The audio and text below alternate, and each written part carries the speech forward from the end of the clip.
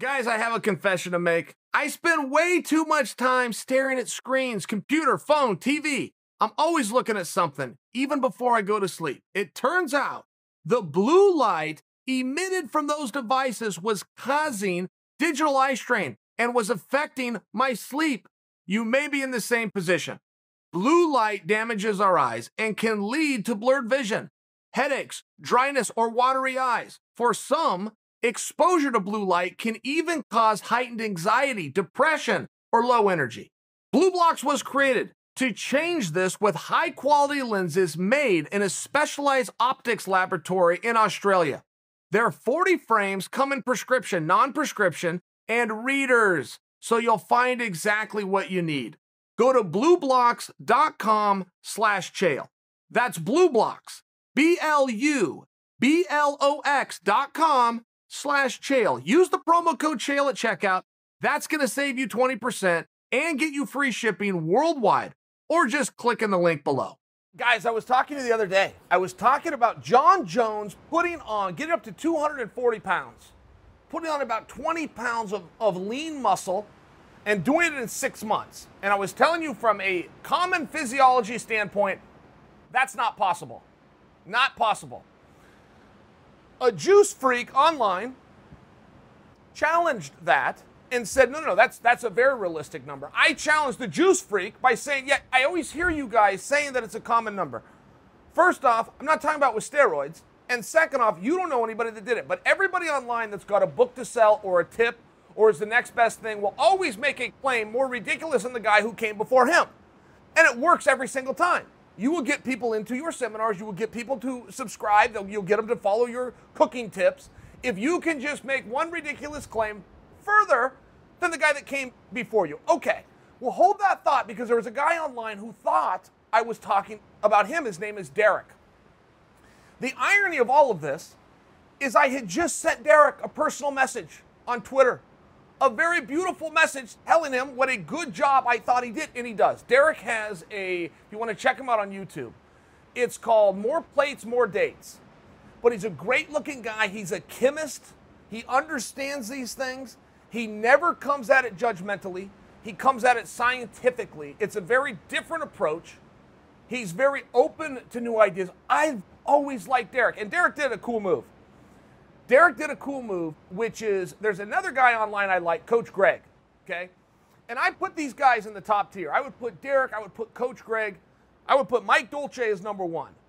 And I'd put these guys right underneath him in terms of understanding. And one of the reasons I really like Coach Greg isn't for the things he believes in, it's for the stuff he doesn't believe in. You'll meet these guys, don't ever drink a diet soda.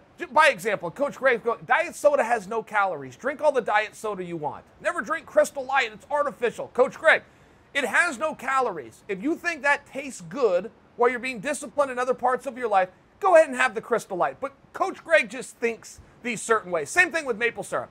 If you ever turn it around and read how few of calories is in it, Coach Greg will talk about that. You can get 2 more minutes of cardio in the gym that day. Put enough maple syrup on your damn French toast to enjoy your breakfast in the morning. It's simple stuff like this. But I like Coach Greg. So Derek had challenged Coach Greg at one point. Derek did not like some of the ideas of Coach Greg. So Derek videoed his challenge. He was going to try things Coach Greg's way. He was going to cook things from Coach Greg's cookbook. And then his plan was to come out and dispel all of Coach Greg's ideas. Well, the opposite happened, and Derek filmed it and put it out there, and it was straight. He said, you know what? This food's awesome. And you know what? I'm full. And you know what? I got in my proteins for the day. And you know what? I didn't have to count macros. It was just one of these things where Derek gained my respect because of the way he did this. I knew he was a fair guy. I bring that to you because when I called this person a steroid freak from the internet, Derek thought I was talking about him. And he put out a piece. He played my clip, and he goes, is he talking about me? Moreover, what I wanted to discuss with you guys is I don't want to be misinterpreted by you thinking I'm being coy and accusing Jon Jones of steroids. I'm not going in that direction at all. My point, which I thought I had made, but now I realize I possibly failed at, my point in bringing up Jon Jones and him getting to 240 lean is that then I have to give up on my dream. My dream of Jones versus Adesanya, that was my one and only point. What I was attempting to make the point of, right? We're right on the heels of Adesanya versus Blachowicz.